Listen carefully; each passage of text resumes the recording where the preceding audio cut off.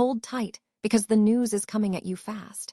X-Energy is poised to raise a massive $814 million in their latest IPO, potentially reshaping the nuclear energy landscape. But that's not all. The future of recreation is being redefined as surf park central dives deep into the $100 million question. How do surf parks actually get financed? We'll unpack insights from industry leaders like Orion Corsilius and Nick Edelman, revealing the complex puzzle of funding these wave-making ventures. Stay with us, because we're just getting started. Your brand new iPhone deserves the best protection, and the iLume 3-Pack Screen Protector plus 3-Pack Camera Lens Protector has you covered. Don't take risks with your iPhone. Click the link in the video description to shop now on Amazon. Now, let's shift gears to a high-stakes legal battle. National Union is fighting to avoid a $15 million payout related to faulty sprinkler work at the Encore Hotel and Casino in Las Vegas. The case centers around issues with couplings installed by Continental Fire Sprinkler Company, and the fallout could impact construction insurance practices nationwide. We'll break down the complex arguments and potential implications of this case. But first, let's look at the world of softball. And speaking of competition, high school softball is heating up. West Muskingum is absolutely dominating, piling up runs and showcasing incredible power hitting, with Peyton Brown and Fraley Williams leading the charge in a recent 26-7 victory over Maysville. But the action doesn't stop there. We'll also cover standout performances from Morgan, Sheridan, and Meadowbrook, including impressive pitching performances and clutch hitting. Get ready for a rundown of the top performers from April 19th to 21st. Finally, we're tracking a dramatic comeback in Coshocton baseball, where Dylan Wood's bases-clearing triple sealed a thrilling victory over Crooksville. Plus, we'll highlight key wins from Sheridan, Tri-Valley, and West Muskingum, featuring standout performances from players like Cole Cashdollar and Grady Dawlings. That's your rapid-fire news update. Don't miss a beat. Hit that subscribe button, ring the bell for notifications, and stay tuned for more in-depth coverage. Breaking news. Nuclear energy company X-Energy is gearing up for a significant initial public offering, aiming to raise a substantial $814 million, according to CNBC. This move signals growing investor interest in advanced nuclear technologies. The IPO is expected to provide a boost to the company's operations and further development of its small modular reactor designs. Details surrounding the offering, including pricing and timing, are still emerging. We'll continue to update you as more information becomes available. Stay tuned to CNBC for the latest developments in the energy sector and financial markets.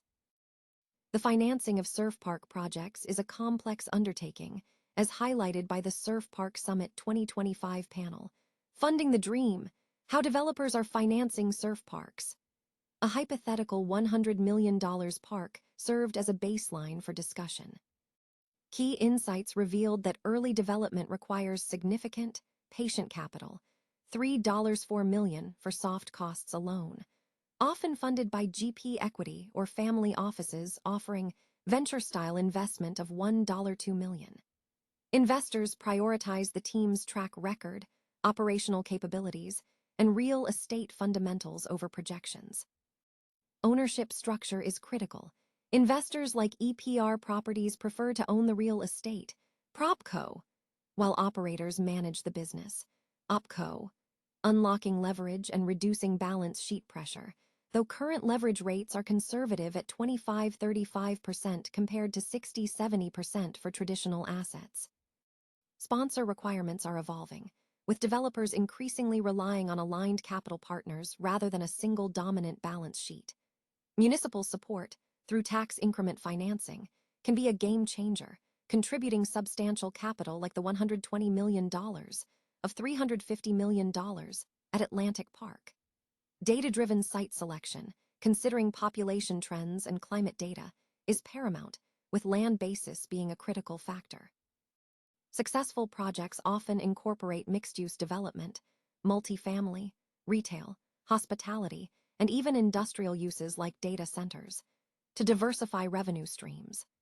Financing is typically structured in pieces, with $30.70 million components tailored to investor mandates.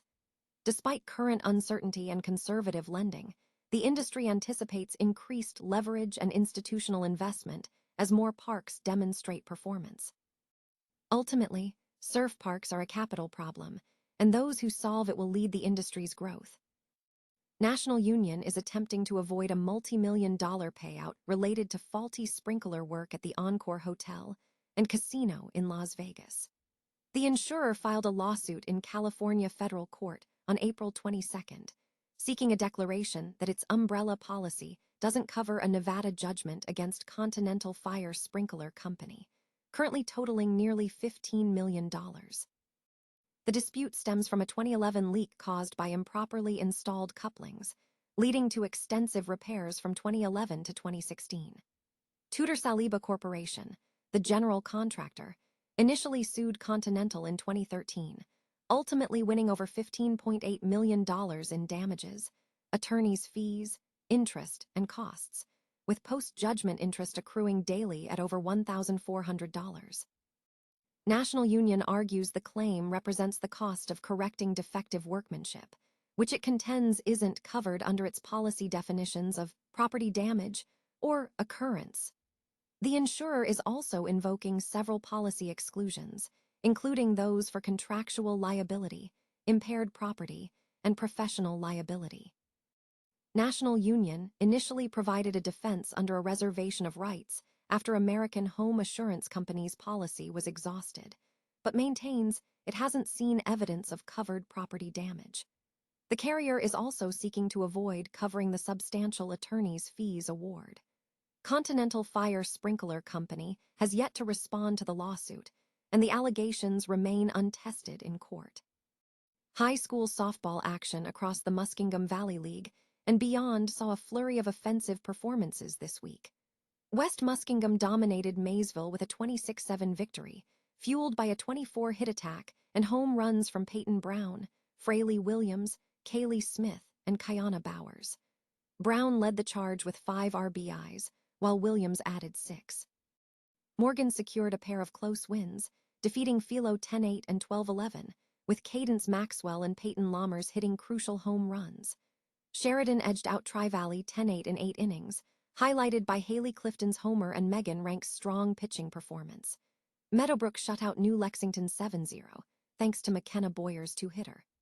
Crooksville also picked up a road win against Coshocton, 12-2, with Paige Frame driving in 4 runs. Elsewhere, Tri-Valley edged Sheridan 7-4, while Crooksville rallied to defeat Coshocton 14-10. West Muskingum continued their strong play with a 15-5 win over Maysville, and Morgan completed a comeback against Philo, 13-11, with Carter Larrick driving in 2 runs. Meadowbrook secured another win, defeating New Lexington 7-5. Coshocton edged Crooksville 7-6 in a thrilling 8th-inning comeback, sparked by Dylan Wood's bases-clearing triple.